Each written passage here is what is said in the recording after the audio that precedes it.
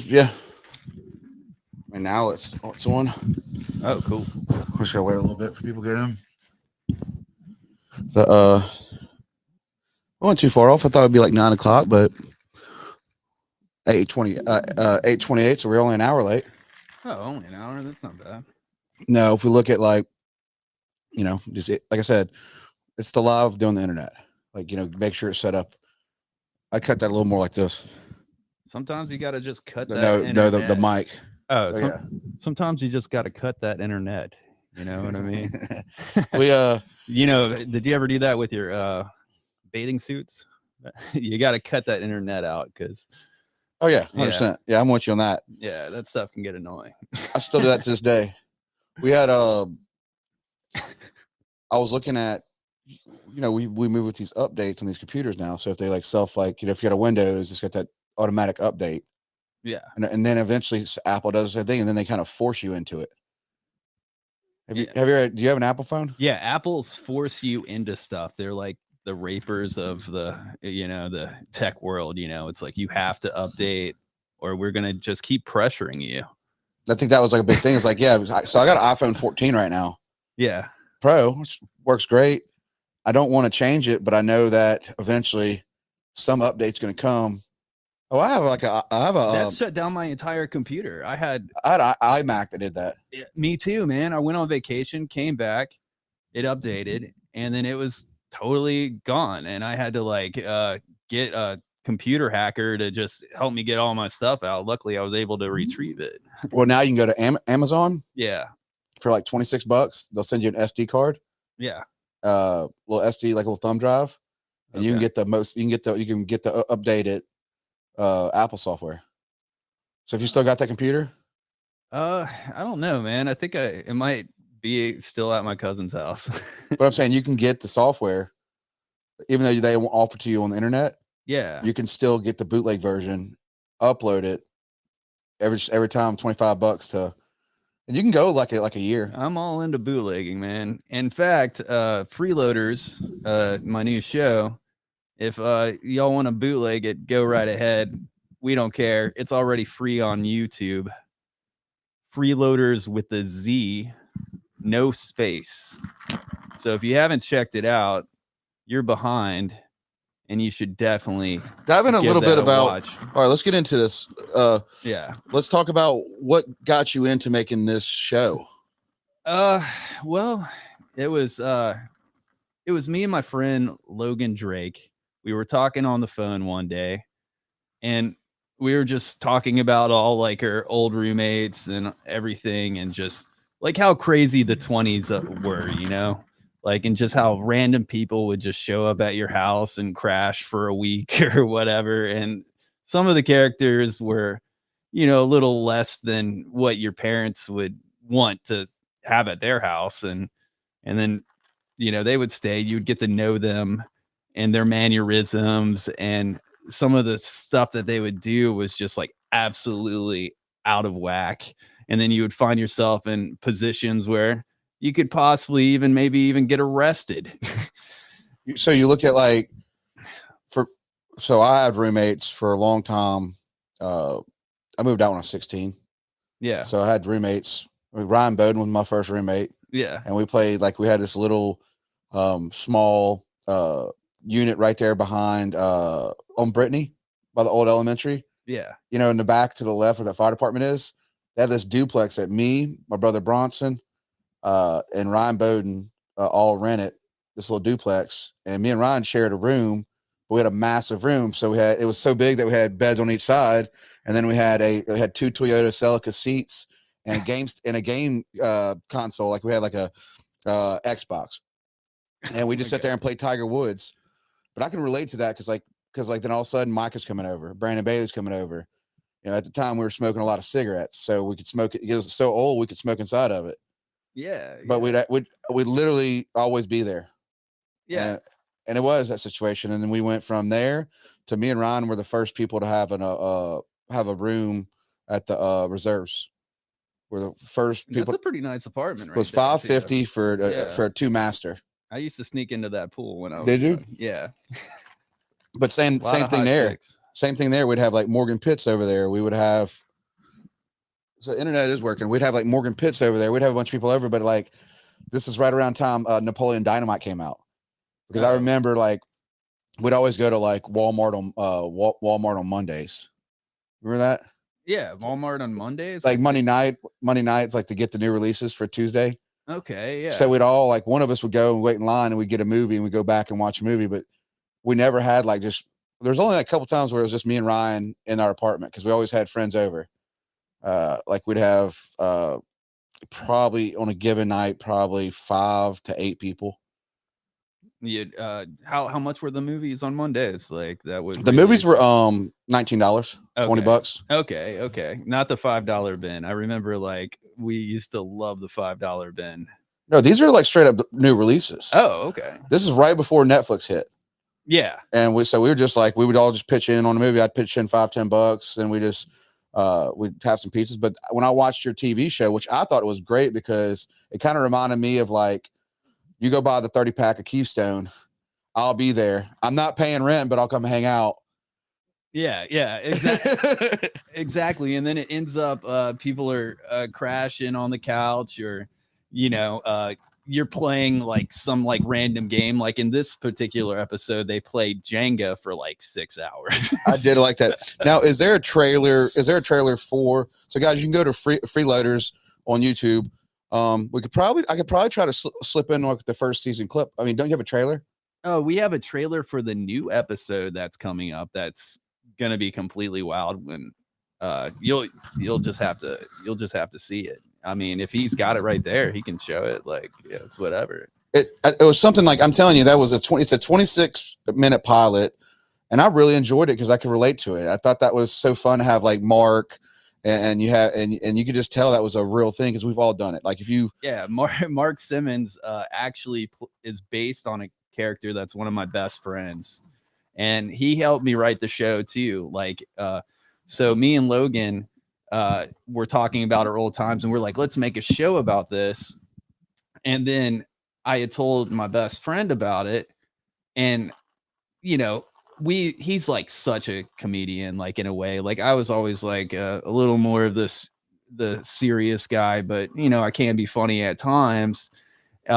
So I'm like the creator, so I would write it out, and then he would kind of help me with the dialogue a little bit to make it a little funnier than like what I thought was funny. And then we would run it by Logan to make sure that checked out. So it was like we're all checking each other before we're wrecking each other. And it just ended up being such a good dynamic. And like, that episode just came out so well. I think it's just something that everybody can enjoy, especially like people who live through their 20s. Like and then it also shows like what it's going to be like. I mean, even if teenagers are watching it, I mean, we used to drink a lot. Now I don't even drink anymore, actually, but I am trying one of these Noble drinks today. And this peach flavor is really good. I highly shout out to Noble Labs, great sponsor. I looked at, so I want to know, like, so when you were doing this, like you told me a little bit about the background, like, your dad's a dentist in St. Martin. And in that first episode, you were able to use your dad's dentist office. Yes. How would you ask your dad? How'd you go, I need to use this for filming? Because I mean, well, it's cool because my dad loves movies, and I had done like a couple of projects before. Like I did this movie called The Last Supper, and I will be releasing that soon. Great movie. And then we had filmed at the banquet hall, which is right next to it. And then we were also working on this movie called Purdy Mouth. And this was going to be a little more serious of a movie. This was right before COVID hit. And I don't know what the heck happened, but this is actually a true story. So somebody reaches out to me that I don't even really know. And her name was Fiona McQuinn. And she liked my script. And she's like, let's turn this into something. And she ended up going out with the guy, Jeff Broxton. Yeah, I think that's his name. If I'm messing it up, I'm so sorry, but he's the guy who actually is Ghostface from the Scream movies. And we were working on this movie, and my dad was like, he let me use it then because we thought we were going to make this, big time motion picture with Jeff and Fiona. And COVID messed it all up. And I was like living my dream. It was so weird because it was like the people that helped on the show. You used to watch NCIS New Orleans. Did you ever watch NCIS New Orleans? I would, until my dad would watch it on repeat. Oh, really? Because there's like NCIS New Orleans, NCIS Miami, or NCIS New York. It's like they started expanding the brand. But my dad was so obsessed with them shows that was like, yeah, I watched a few of them. I just couldn't. Was it the guy the redheaded guy that always would stare away? I honestly, like, I had been on, just did background for a couple of the episodes, and it was a really good show. Like, it had the guy from Quantum Leap in it and things like that, and that was one of my favorite shows, like, growing up. But anyway, like, it was so surreal to have the ability to work with these people that were professionals in the business, and they taught me so much about filming in the process. Like, I ended up stepping down in a lot of stuff. I was just more of a writer and observer of everything that was going on, but it gave me the crash course that I needed to get into filmmaking. And I didn't even know how to do any of that stuff before. Did you start at like you didn't do any kind of like grip work or?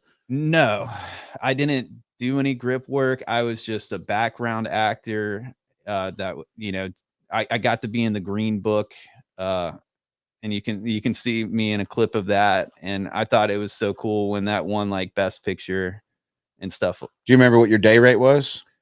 Back at that time, it was just like you would get $100 or something. And like now you get a little more than that since inflation's went up. But is it a day rate, or are you knowing you're going to be there for 5 days? Well, it depends on what you're doing. If you're doing like standard background, I would say that a lot of people get paid about either $100 to $200, depending on what project you're working on. If you're doing a feature, you'll get paid kind of like 200 to 300. So a feature means that you're clearly seen on camera, like your face. Okay. Yeah. And then like you don't really have any words.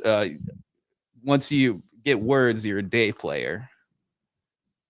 And day players get paid enough, and they can get actually SAG. They can join SAG and so forth, and get insurance from acting and things like that. But you have to actually get lines. I was just doing it more for fun, just and as like kind of a schooling in a sense of like I still love to be. So how did you find out? Like, were they in the newspaper? I mean, were you on the internet come to this, or just we need a background person? How'd you get your first set of work? Well, I found out about this website called Caballero Casting, and one of my friends, Chris Hall, had mentioned this website, and then he also told me about Jeremy London giving acting classes in town. And I was like, Jeremy London, that's the guy from Mallrats. And I love that movie. That was not the guy from Dazed and Confused. Yeah, don't be confused. Yeah. Yeah, with his brother, Jason, who's also awesome. You know what I mean? I really appreciate their acting and really helping me get into this. Because who was in Out Cold? Out Cold, Jason. Okay. Yeah. You had me thinking for a second. But really, really cool people. I took a few acting classes, and that's kind of how I branched into getting to know the actors locally. And, you know, we became friends in the process. And that's how I was able to get like Sadie Abear to do one of my projects, the first one being The Last Supper. And then now she's in the new episode of Freeloaderz. And she is playing such an outrageous character. And if you haven't seen her acting, she is fantastic. Like she's done like she was in Cornbread Costa Nostra, some like a bunch of stuff. I'm sorry, I don't know off the top of my head, but I have like you gave me one of these seltzers and I can't remember all the names of the movies. No, it's a situation, but it's a small circle. So, the guy from Mallrats, his brother has been in Out Cold, Dazed and Confused. Yeah. And he's now doing acting classes here because he was in the movie Panda that I actually went to the premiere for. Oh yeah, Trent Dickens at I think it's Jeremy? Fox. Yeah, it's a Fox Dapper Productions. I mean Trent. I think that's what it is. I went to school with Trent. Did you? Yeah, he was a grade under me. He did that picture and he was in that as he was. I think he was a sheriff. Yeah, well, he was a sheriff in it, and then so that's cool. So you went into that situation. When did you tell him like, hey, I'm writing am I writing? Like, how'd you approach them with like, you know, for instance, like let's go with Freeloaderz. Were you, because you're doing your casting yourself, or you and Drake are doing the casting? Like, who's doing the casting for the show? Yeah. Mostly me and Logan. Yeah, me and Logan are casting this new episode, and you know, I'm just so happy with the cast right now. I mean, I try to get people who have done acting before, and then I have people that have not done acting. Dude, before. I really enjoyed it. Like, I was like, oh, I'll be honest with you. I was like, I don't know if I've watched a few indie stuff, but like to see this like pilot of Freeloaderz, I didn't turn it off. I actually had to take a step back and be like, when I seen Mark, because you know Mark wrote this piece on when me and Matt Brooks were co-hosting together. He did a interview with me and Matt and went into Costa Sober. And I was like, who's this guy that writes this well? And it was Mark. And I was like, all right, well, we got to get him on the show. And he came on the show. And it was such a fun pilot where it's relatable. You know, it's relatable on the fact that like, you know, you at work, you know, especially around that time of being single and stuff, like you're going to still party a little bit, you know, or y'all going to be hanging out the house and it's like, pull out a bottle. There goes Jenga. And it's just, you know, it's kind of like it's relatable in the fact that like you remember when he made this part where like where he's staying at. I mean, I don't want to spoil the whole first episode, but oh yeah, but don't say that. You have to see the episode. Mark Simmons plays an amazing part in this, and let's just say that I had him act in one of my previous short films. And he just was so stand out that I had to have him back to do this character. I knew he could pull it off because not only was he kind of the character of my friend, but he's also a very good actor. And I knew that. But it's kind of him. It's kind of him in a way. Yeah, it's like it's kind of him, but it's kind of Randall too. Like Randall Knapp. Like I'll just say who the character is sort of based off of. And that really like, and also you know Frets for Pets with Demetrius, which that's coming up. Is that September 25th? I believe so. Yeah, it's a course like a Thursday to a Sunday. I'll be having them on the show, but like yeah, if it's the characters they're playing where they're so. And look, like I said, it's got that good indie style that I enjoy. And that's just, it was such, like I'm telling you, like I will tell you if I like, oh, let me just skip through it. I didn't skip through it at all. Yeah. We made sure that every part and every line would have you wanting to watch, you know, like I'd watch, I'm wearing a Lobsters shirt. I don't know if you catch that reference, but shows like Friends, you know, shows like It's Always Sunny in Philadelphia, you know, Seinfeld, South Park, you know, like those are the kind of things that we grew up on. And we kind of just wanted to take a little bit of influence from all those things and just like push the envelope a little bit with comedy, but not have it as trashy. I'm not saying trashy necessarily, but not to have it quite as vulgar as say South Park or It's Always Sunny, but still like push the envelope. I think it's cool that when these characters that they're going through real life problems that, you know, day to day, that's what people go through, you know, especially whether you're losing a job, getting a job, and you're not telling the full story, or there's so much that was thought into how y'all did this pilot where, I mean, I think that was like, you know, you get these, everybody keeps doing these very serious style shows, but it's kind of cool to sit back and you watch like a local. I mean, could you talk about a little bit where the main apartment was filmed at? Oh yeah, it was filmed in Long Beach.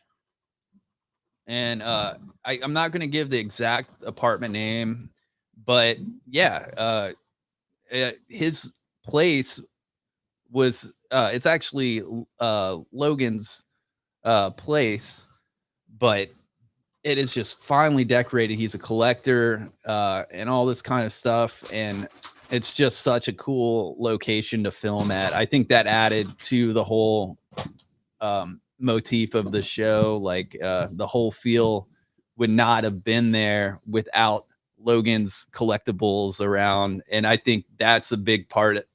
Like if I was like somebody who had never seen the show, I would want to just watch it to see like all the cool stuff in the background as well. So even if you're not paying attention to that, you might be like, oh, that's a cool figurine right there, or that's a cool bop, or whatever, pop, or whatever they call those things.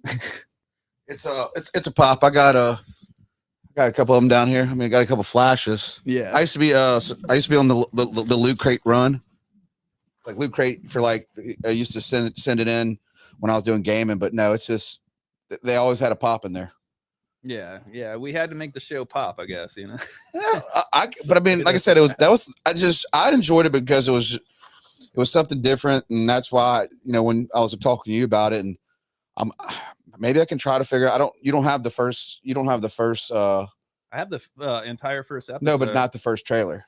Oh yeah, we didn't do a trailer at first. We actually we were trying to shop this thing around a little bit, and we still are actually. And if anybody watches it and wants to invest in the show, we are all about that, because I am just working off of a Canon RP, which is like, you know, I would say the run of the mill wide lens. It's a good camera, it really is, but people who are doing big productions like this are doing, like, they have cameras that are like $3,000-$4,000. This is a $700 camera, like, but I try to get it to the quality of one of those cameras, and I think I did a pretty good job. But the thing is like I said, the storytelling was the key for it. I mean, yeah, you even put a laugh track in there. Yeah, it's like, oh, I got lazy with it after a while. We were gonna do a laugh track the whole time, but then we were like, well, we're just gonna throw in a laugh track for Jay's parts. And Joshua Ashton, he's a fantastic actor too. I got to give him a shout, and he did me a solid by playing that part of Jay. Like, he did so good and added just such a good energy to the set, and really kept Morgan and Faith, like those actors, really into it, and it was a lot of fun. How long did it I mean, like, let's say per scene, like how many takes did it take? Or because I mean, you used, what I loved about it is you use a black and white for flashbacks. Yeah, and we all been there. Like, if you ever go watch like Only the Strong, Over the Top, you know, Van Damme, Bloodsport. It's like always the emotional, like he was like, and it like plays in his head. And you did that through black and white, which I thought that was cool, because like I'm more into like I like L cuts. So I like more of the simple cut, and it's just because it goes to the point. But like I was just blown away, because it was like I knew then when I seen black and white, you were doing flashbacks.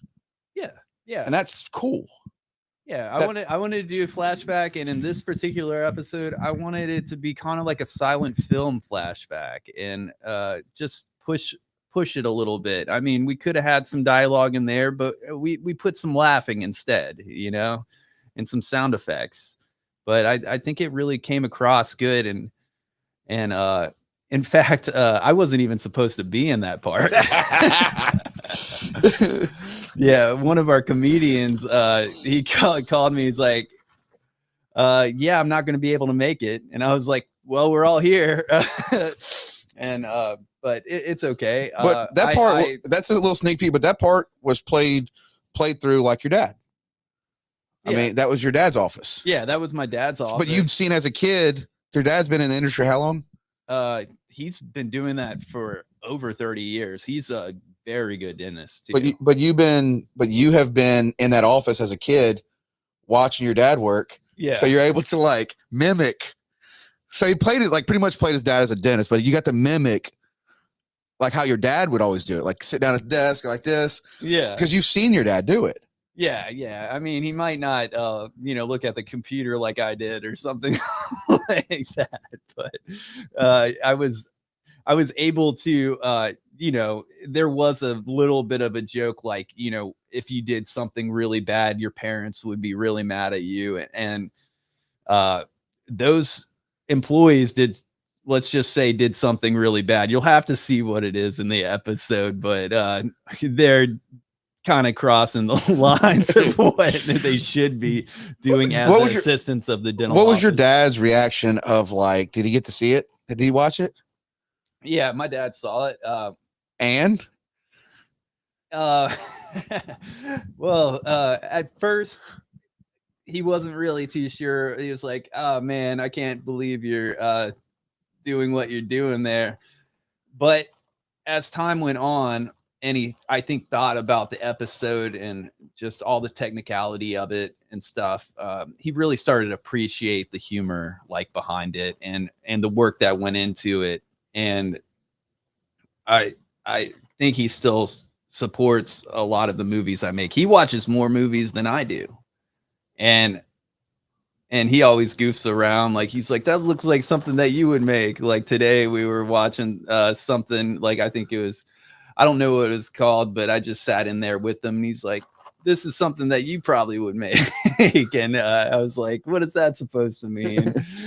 And I guess he knows I'm into like some goofy stuff. So were you kind of doing that though as a kid? I mean, that's just kind of where I want to see, like, when you were a small, where you create, like me and Hunter. That's one thing I got to say about, shout out to Hunter Bickham. Oh yeah, he's going to be in the new episode. But me and Hunter, we were younger. Like his grandma had every VHS of all horror films.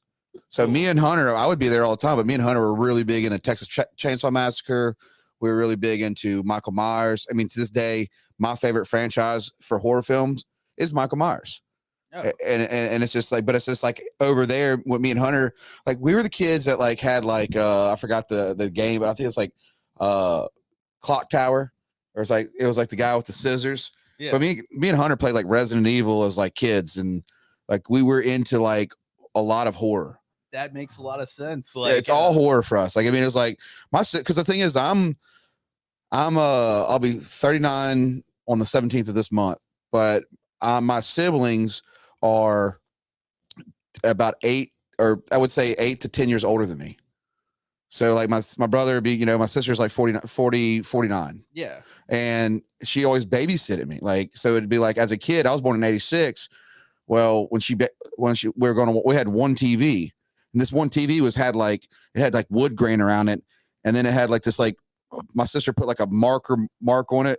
It was just a TV, but it'd always be like Monster Squad, Kick 'em in the Nards. It would be Killer Clowns from Outer Space. I love that one. Jason, Freddy Krueger. Oh, and I didn't really get a choice. Scary. All my sister would always be like, don't tell mom you watch this. And I'm like, okay. I mean, like I really got into the like Tales of the Crypt. Oh yeah, my dad and I used to watch that. But it's like I was the youngest and they were teenagers. Like I didn't have a choice. Like I had to watch it. Like, because we lived on Fayard Street in Biloxi. Yeah. And we all had bunk beds. So it's like we just watched the living room TV. But that's how it turned. Yeah, I think Killer Clown really like Gremlins too. Child's Play freaked me out though. Oh, Child's Play was like so scary for me as well. Yeah, so I mean, I don't know. I think like when you watch stuff like that, or like I was looking at your piece too. Is like what is that In the Shadows, that vampire TV show on Fox? Yeah, In the Shadows. That was filmed on the original one was filmed on a video camera just to do a show. Yeah.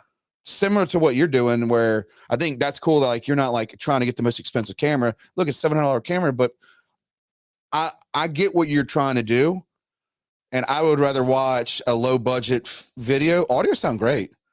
Oh, thanks, man. Yeah, but I would rather watch that and see the storytelling versus like if I see another CG movie, I'm a freak out.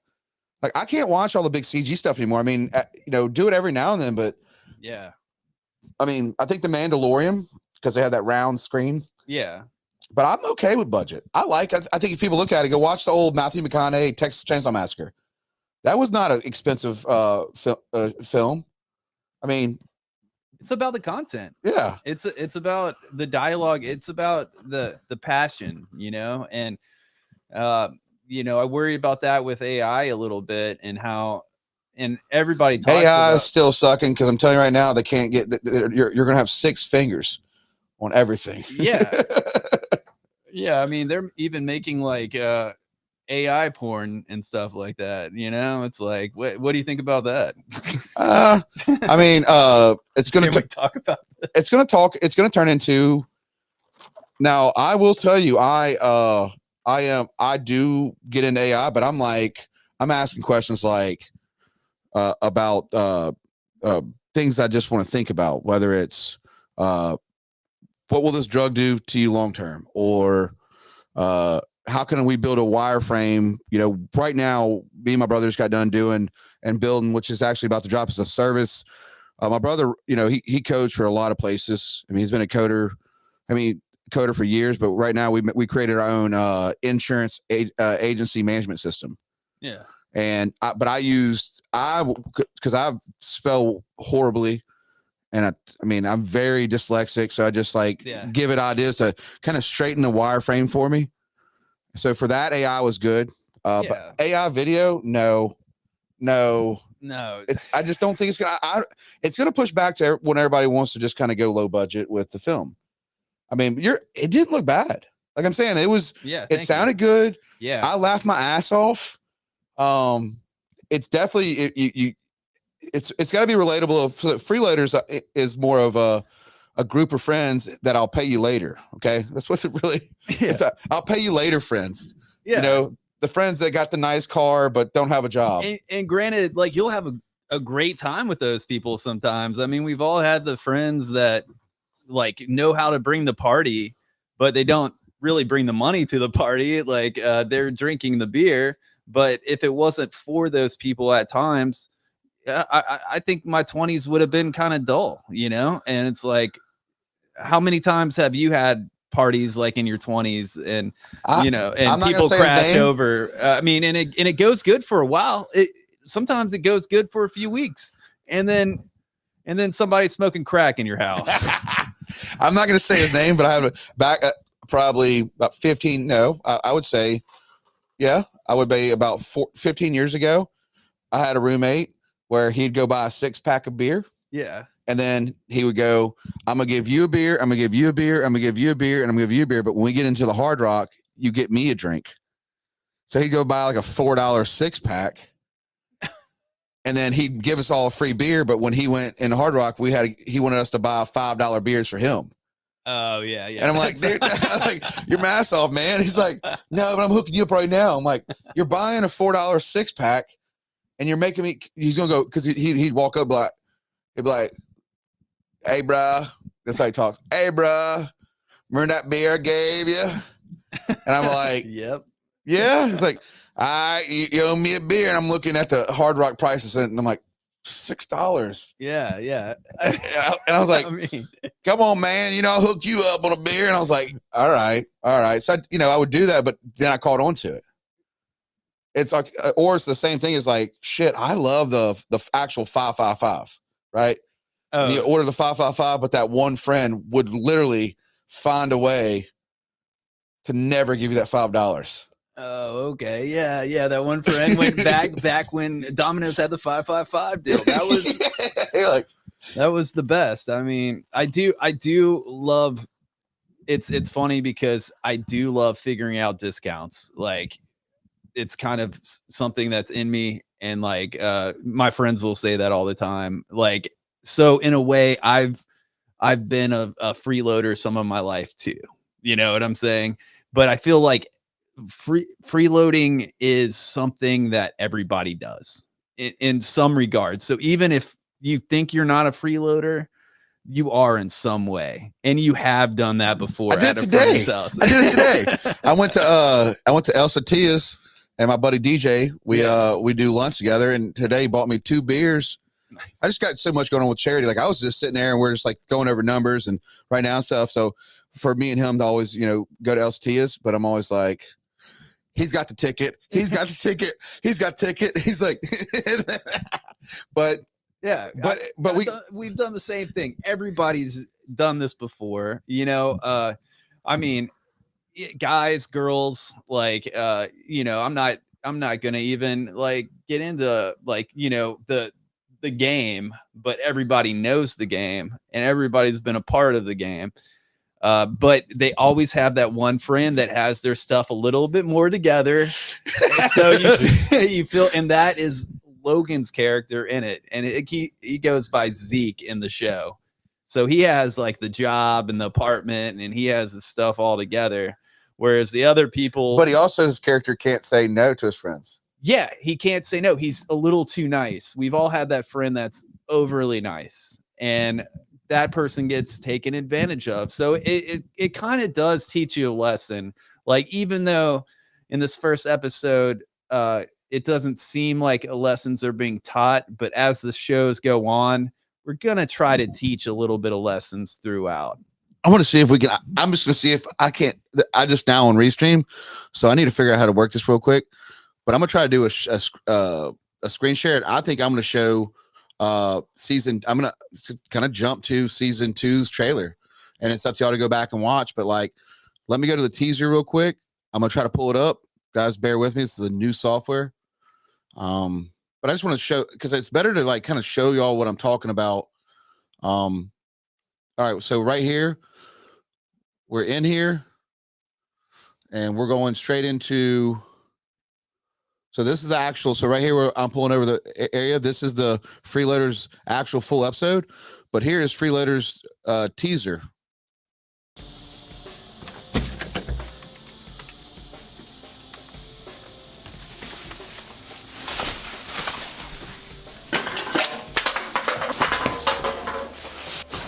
Lisa? Is that you? How do you know her name? You must be Ricky. How do you know my name? Oh, yeah, no, I don't. You just got a face like a Ricky.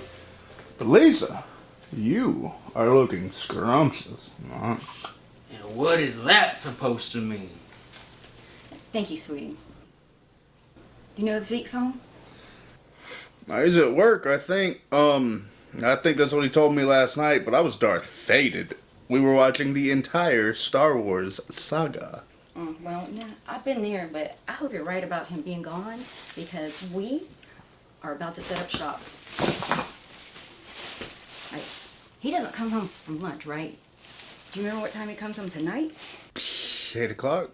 That should definitely give us enough time. What you selling?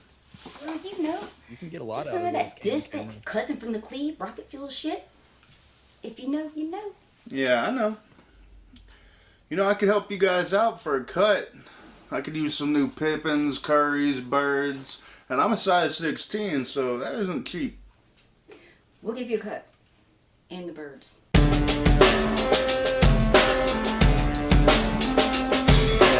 This episode, you're gonna, I don't know if it's there yet. Well, we're back. All right. So, guys, that was Freeloaderz 2.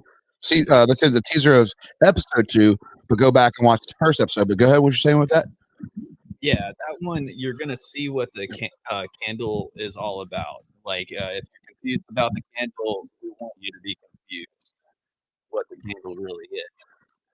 So there's a little bit of something maybe in the candles. Maybe. Yeah, but what? So how are you writing this? Are you writing? You have all of them figured out, or are you running a gun and writing? Well, sometimes like on the first episode, we really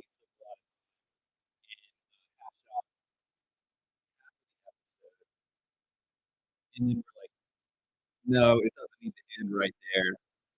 So we wrote the second part and then filmed it. And that's kind of how we're doing this one. So like, we'll write the overall idea of what the episode's going to be. We'll think, hey, I was thinking maybe I could just do another teaser and then we can win over the people who were funded. And then, we can make a very professional looking episode. But as we started filming it, we were like, we can't just sell our audience short. We got to write this entire episode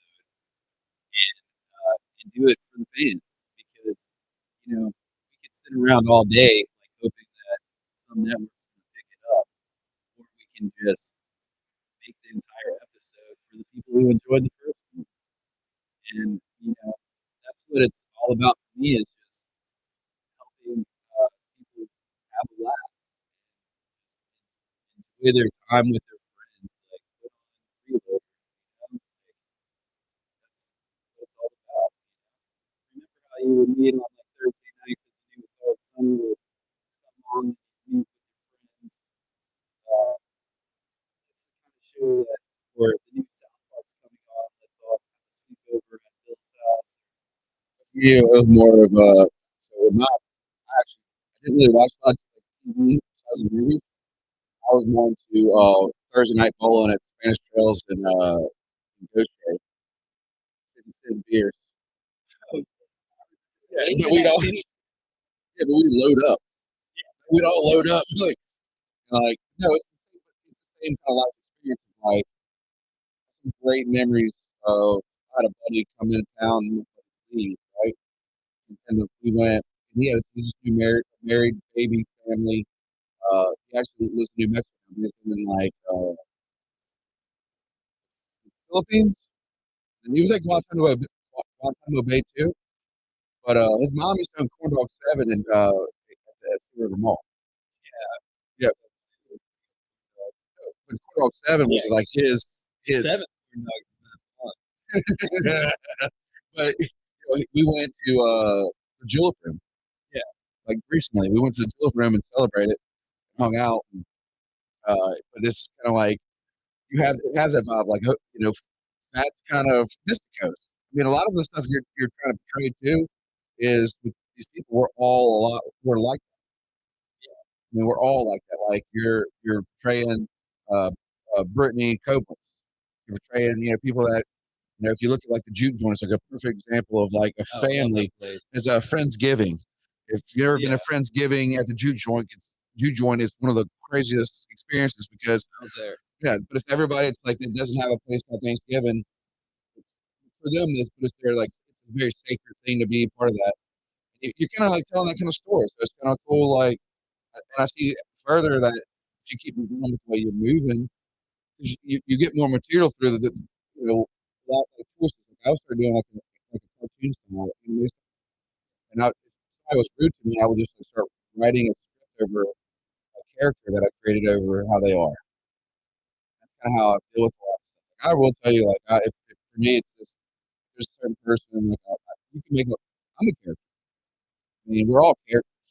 It's just sort of like I think you nailed it with them. I think having Drake and having Mark and people that really believe in freeloaders because if they didn't believe, like, it's a really good show. I mean, it's just like I see that show really taking off.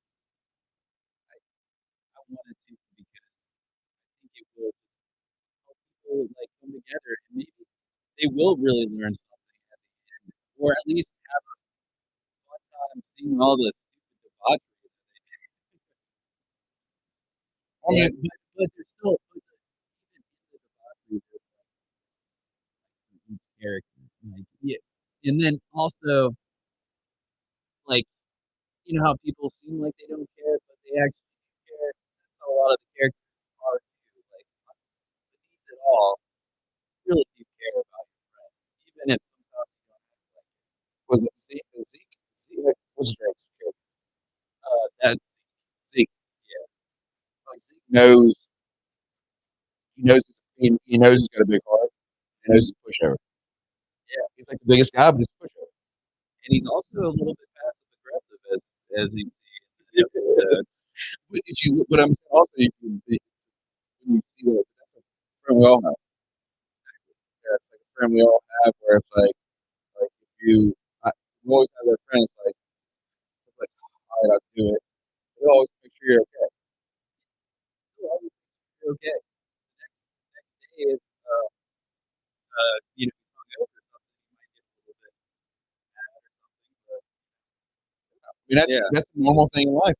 I think that's what people, for me, that's why I love this show. Like, I was just like, I can relate to all these fucking people. I mean, that's why you got Hunter on the show, and I can relate, dude. I can relate to Hunter big time. I just can't see. So, how are we gonna put? No, that's just spam. The situation though, where of course you're keeping, this is a passion project, full blown situation. How do you schedule like meet times? Like, how do you schedule? Like, how do y'all get together, especially with everybody having things going to be honest, the scheduling is the hardest part.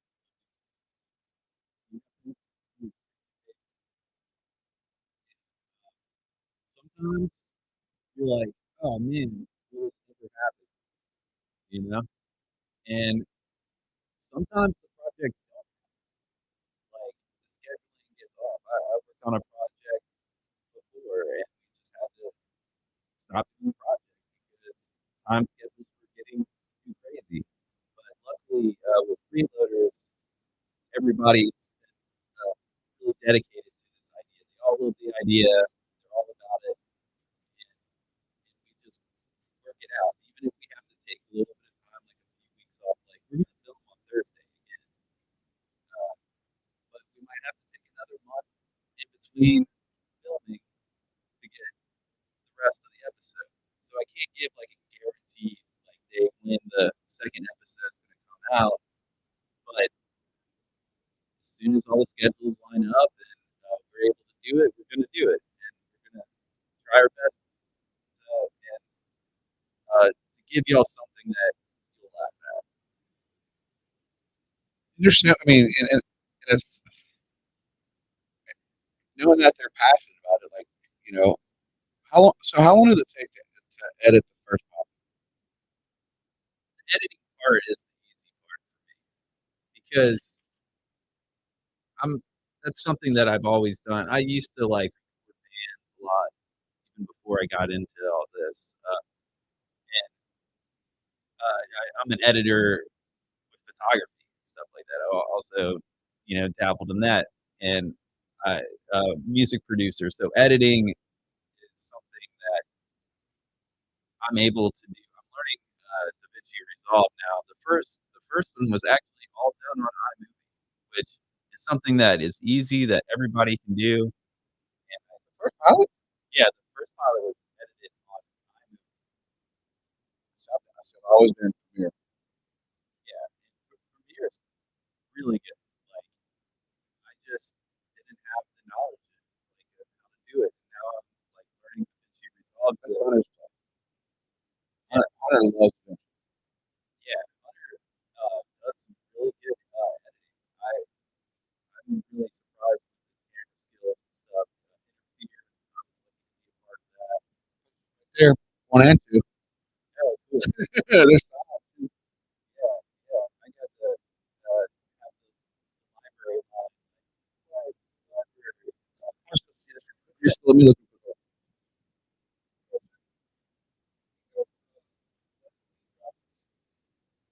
Oh, well, we're just going to continue to write these episodes and have things happen in our life to kind of go out off of. Like, a lot of stuff is based on real life experiences. Some of it's made up you'll have just like a really good idea and throw it into the think tank, and then we'll run it by like the other writers, and we'll be like, "Is this worth making an episode of?" What is It's color grading for editing. It's faster. I just don't use it anymore. Oh, thank you. But it will. Your mom's calling. Your mom pick it up. You can get up on the show. Everybody picks up. Well,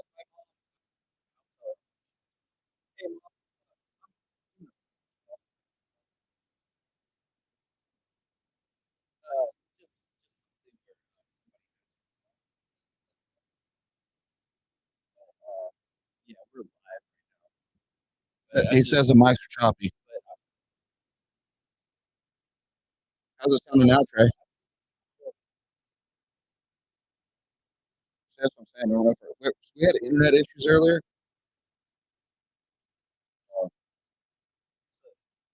Trey G. He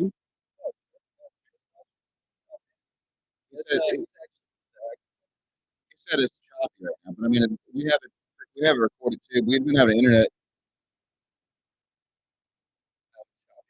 It's almost like the mic volume got pushed down when you came back.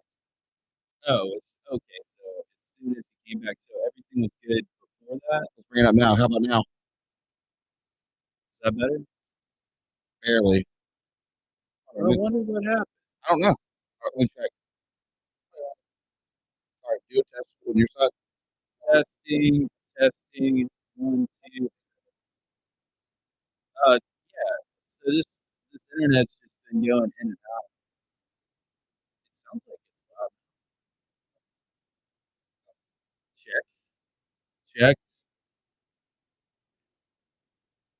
Check.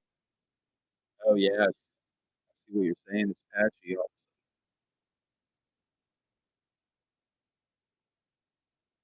sudden. Well, we had a good few minutes of that. So I want to run a test real quick. okay.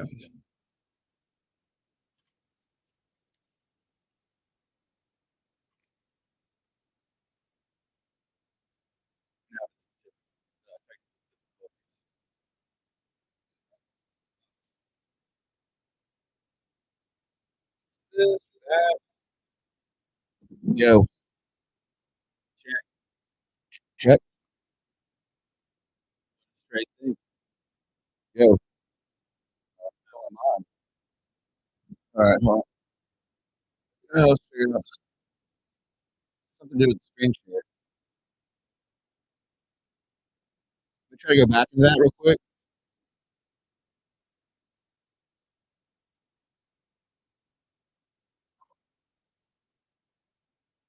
What up? Trying to figure out the internet.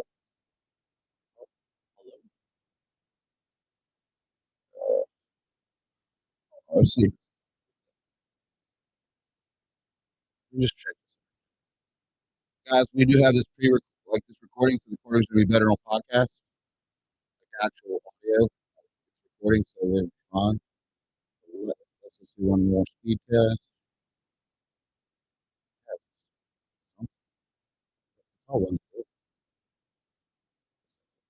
Yo. Hey. Talk again. Hello. We're back. Yeah. I like YouTube playing or something. Huh. Okay. Well, let's get back to it. Hey, can you guys hear better? I can't see what they're saying. You're wearing glasses. Oh yeah, I have really bad eyes. I'm pretty much like a bat. I was thinking about just making like some sonar like earlier. Trey, how's it sounding now? Yeah. Okay. Trey says yes. We're back on. Okay, legit. All right. Well, I'm gonna make me a bourbon while you keep telling. All right. So we got Trey in here. Has been on the show.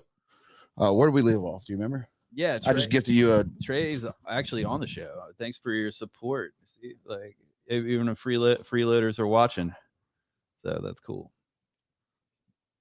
There's an echo. Echo.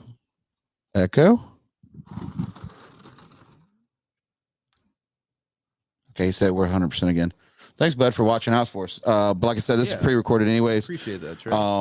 We're just I just got with Restream, which I've been having StreamYard for like 5 years. But Restream, if you ever want to do a podcast, I've had last week I had 3 or 4 people talk about want to do a podcast, and I always say just do Restream and just do it. Everybody's got a story. There's so many people that want to do a podcast. Yeah, do it. Just so you got to just do stuff. But I like the live is the best. But that right there is, I mean, that's a few $100s, but that's that will control your color grading. Oh my god! So you can preset your color grading while you're doing the TV show. It's going to make the. Is it compatible with Mac? Yeah. Oh, that's what was hooked up for Mac. Oh my god, this is gonna be great, man. Thank you so much. Yeah, like I said, like I just don't use it, so there's no point. That's me contributing to y'all's dream of the Freeloaderz. But this is one of the so you can change every setting. So when you're color grading, that means you can switch around. And I used to color grade commercials with that.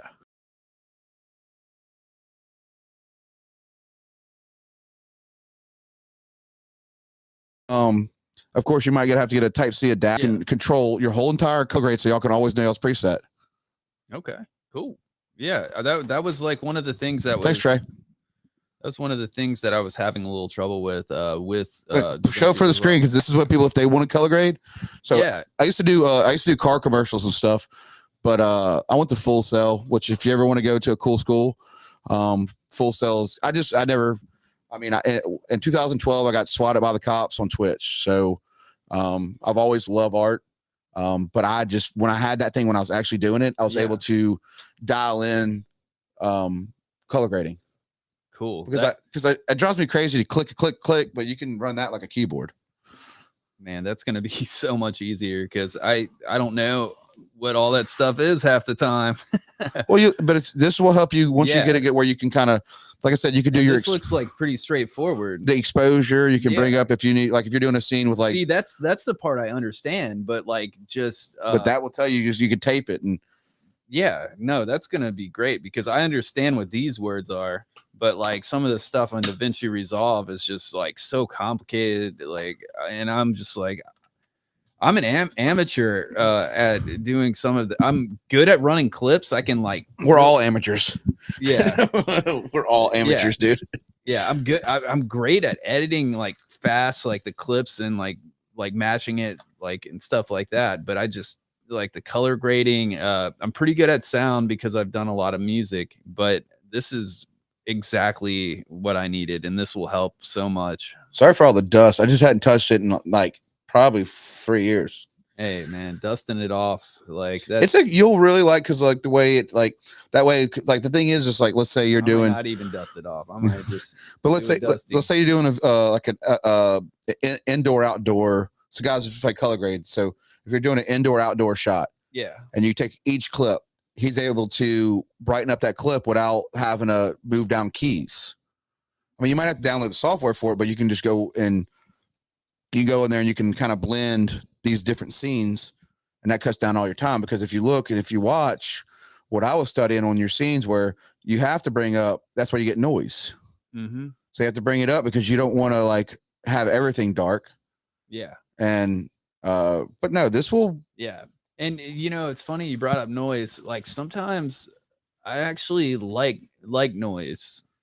A lot of people don't, but I feel like if it's completely crisp, like some of those shots in that one were completely crisp, and then I wanted to move more towards a grainier look in certain shots. So you're gonna see that, and it's just I like exploring the ranges of cinema within episodes. Like, so I'm not like a traditional, like I'm going to have everything like color graded perfectly or whatever kind of person.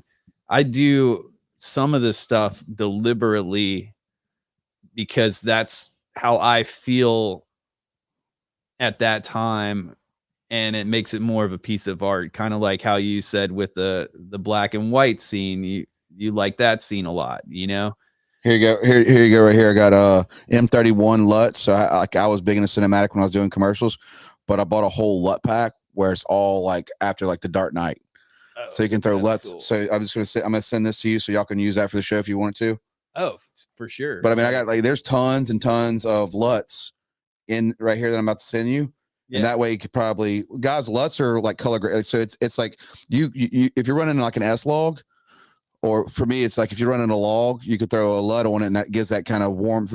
Like M31 is like a bluish, you see it in cinematic movies like bluish green. But you can use these. They got Delta, which is my favorite black and white. I'll be a slut for LUTs. But that's what helps though. Like when it comes to your no, but I mean that's what helps.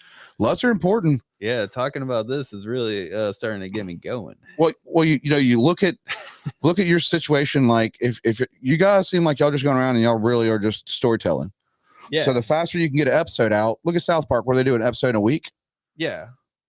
I mean, yeah, I want to get to that point where we can quit our day jobs and make episodes of this. I mean, that would be pretty much the dream. Like, and I would be writing and just directing and not doing all the camera stuff and LUTs all the time. Like, I mean, not that like I love cameras. Like, I'm more of a photographer.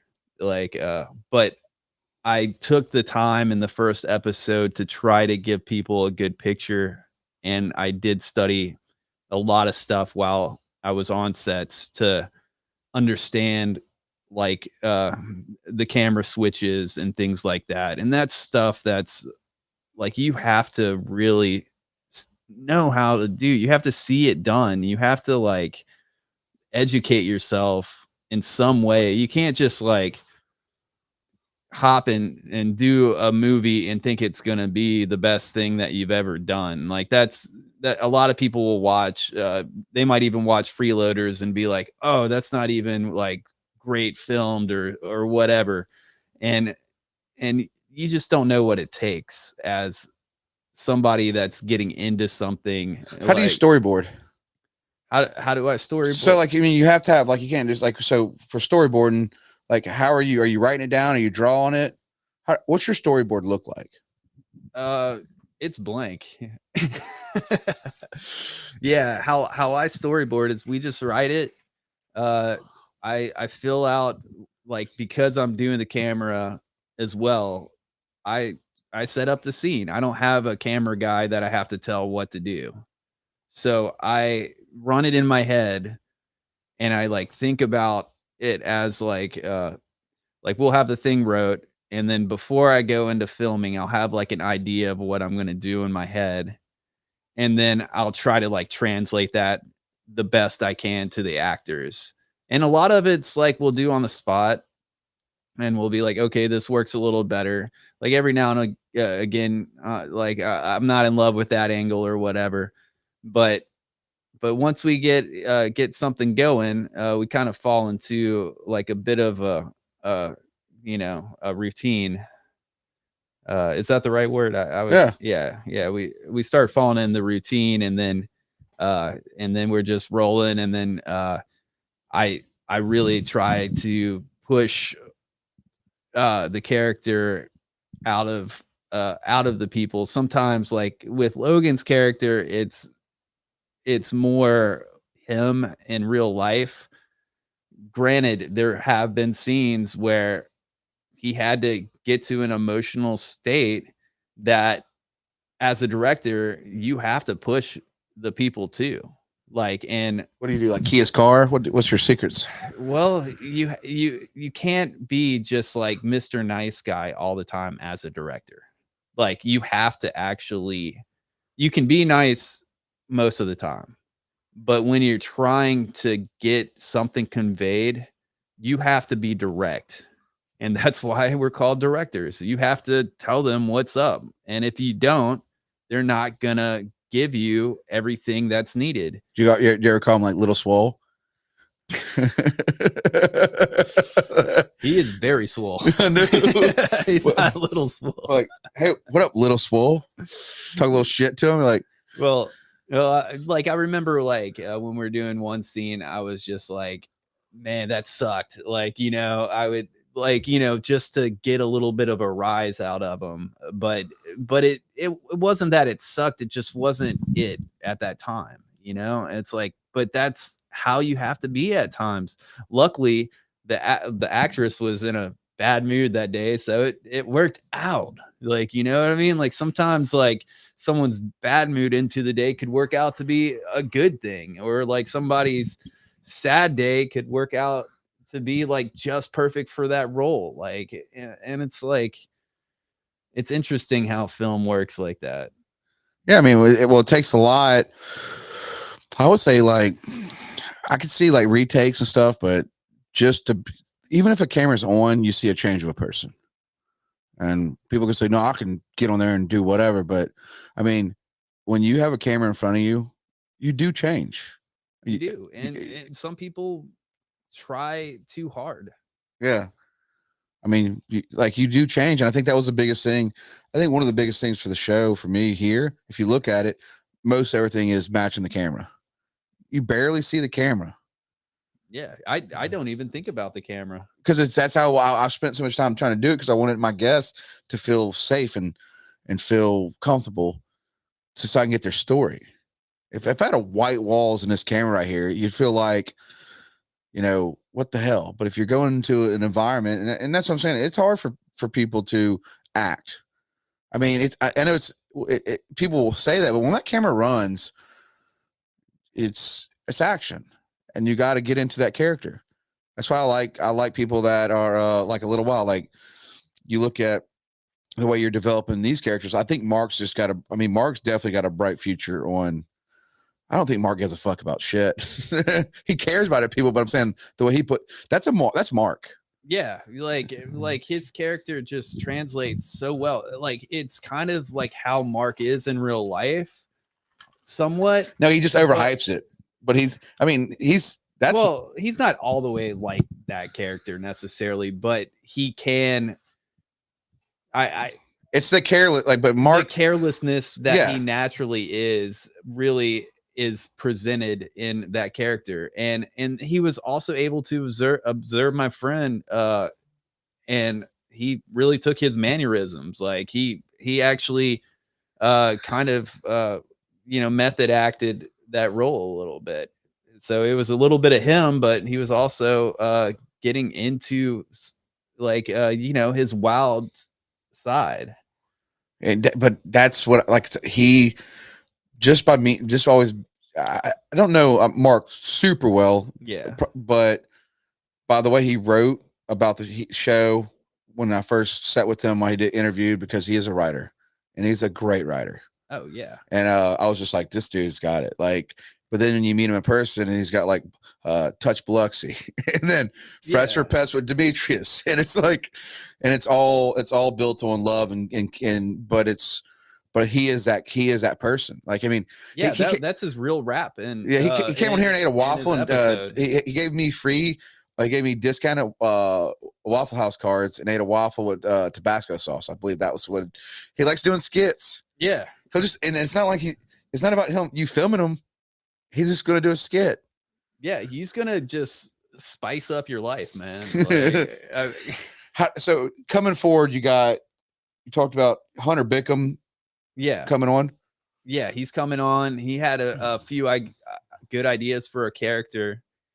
And I can't wait. Like, I don't want to tell you what it is, but he's a really funny guy, and we'll just like talk back and forth like all the time, just coming up with all kinds of fresh ideas. Like, it's so fun. I mean, I probably want to do more. If I ever get on that, I would probably want to be which I'm addicted to right now, is I want to be a HOA motherfucker. Okay. I just can't. My algorithm is food and HOA. Okay. So like I want to be like, would you want to be like, I don't know yet, like the apartment owner or something like that? I could see I want to, because if I move, like if I get in a situation when it comes to like my charity, things, like I am that way. Like I really do care about people. Like, but I'll get in these moods. Like I'll get in a mood where I'm like, because I have so much, like I'm my worst enemy when it comes to like my creative mind. Yeah. I'm only in competition with myself.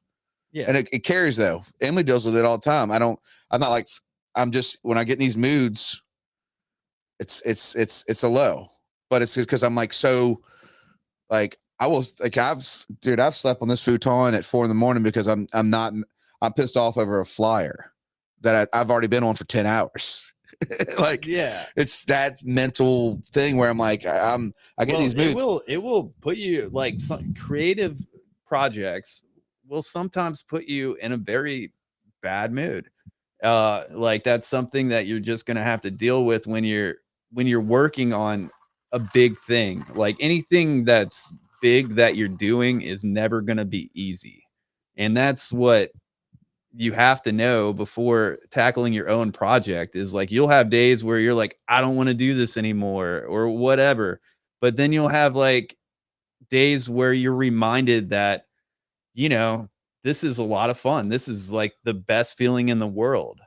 And those highs and lows are passion, you know, like, you know, even somebody in love, they feel intense about something. Like they'll feel like an intense happiness or like an intense sadness. And if you're working on like a show or a project that you're in love with, like, or music or whatever, you're going to have some hard times, but like you're going to love what happens if you really work your way through it. And I feel like that's how I really process. And like I said, like today, I could just tell you, got up, you know, we have Carter's Champions, the charity I started 2016.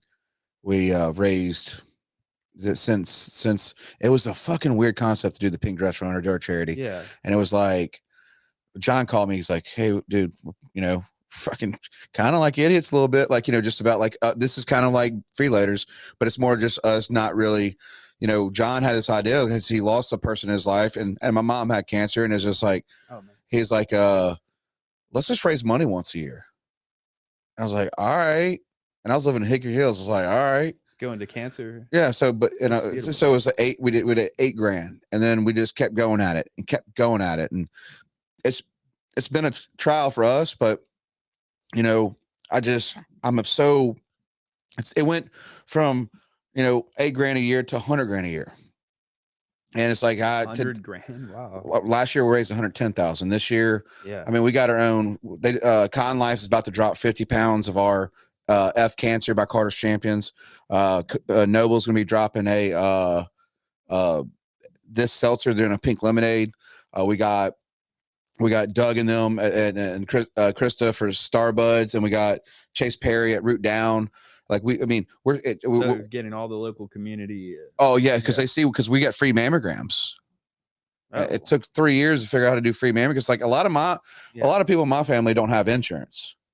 Yeah, I mean, we don't have insurance. You know, I understand. Yeah, so that was like, but I get in these minds. But I have to also do like, you know, there's a team behind it. I have such a beautiful board. And then you got to answer your sponsor stuff. And like today, dude, I was on the phone with like board of supervisors, just city shit, and just over just doing this event so we can get enough money for the hospital to help people and the money we track every $20 bill. Mm-hmm. So we know where the money's going. Good. But it's like, if I feel like I'm failing myself and I miss like today when, like I said, you brought me because I went to Ben 605. I rode in your car right when you got here. You're like, you all right? I'm like, I just left. I was on a Zoom meeting, got up, so let's go. So I went and we went over to Ben 605, and I had a full conversation with people that have been on the show. And then we got here, and I'm like, hey man, we got to figure out how to get this laptop from updating. Like, it's like we're sitting here, and you're like, oh, we're patient. We thought we were gonna go to live at 9, but it's like this is a real life thing that I do. It's like. But I'll get in the situation where like maybe sometimes like maybe I don't want to do a podcast tonight, but every time I get on it, it's like life changing. It's like not big into sports. These microphones to me are art. It's like I'm telling you, it builds up. And you're sitting there being so patient. I'm like, because I wanted you to tell a story about like your pilot. Like your pilot deserves to be known. Your pilot deserves to be. People need to see the pilot because it's probably going to cheer them up. I know that it's like I know it will. Like just watch the pilot. You'll have fun and just know it's not like all the way perfectly filmed, but there's no need to get that critical about stuff. Like sometimes, you know, just watch it and have fun. Dude, it's really like I said, like I mean, of course it could be ran on a red or whatever fancy camera. but we don't need that shit that much, because I'm telling you, people are getting kind of tired of the whole over CGI. There's people in here that are going to understand that. Like, there's a point where like CGI, like on like what Mighty Morphin Power Rangers, that was kind of cheesy CGI. Like, go back to cheesy CGI for me. Yeah. Like, I'm okay if y'all add cheesy. Like Hunter did that with Interfere. If you hadn't seen Interfere, I don't know if as long as the audio, but if you hadn't seen Interfere, like that's like when Hunter did that well. He used he used like public domain footage and it's like a sci-fi, but it's so cool. Like and actually I do want to mention my very first movie. You can find it on YouTube as well. It's called Oh Snap, and this happened by accident. Are people still watching right now? Or I mean, we're good right now. Okay. It's gonna, but I mean, it's still like we'll fix the audio. We'll have it out this week for full blown audio messing up a little bit. No. But I'm saying if it does, like it's just. I mean, it's all good. It's all good. But I'll just say that my very first movie was this movie called Oh Snap, and there's this guy Curtis Everett that was doing 12 movies in 12 months. He was going to do a movie a month. And I was like, man, that's insane. I've never heard of anybody doing something like that. And I ended up writing him. I was like, hey, I got this really good idea for a movie. And I sent him, like, I wrote an entire movie out. And I was like, would you want to do this as a movie? And he's like, yeah, let's roll it, man. Like I got to do 12 movies in 12 months. And I was like, cool. So he comes down from Jackson and he's like, I'm only here for the day. So this is a feature film. That's a feature. If y'all don't know, is like 45 minutes or more. So I have to direct a movie that's a feature in one day.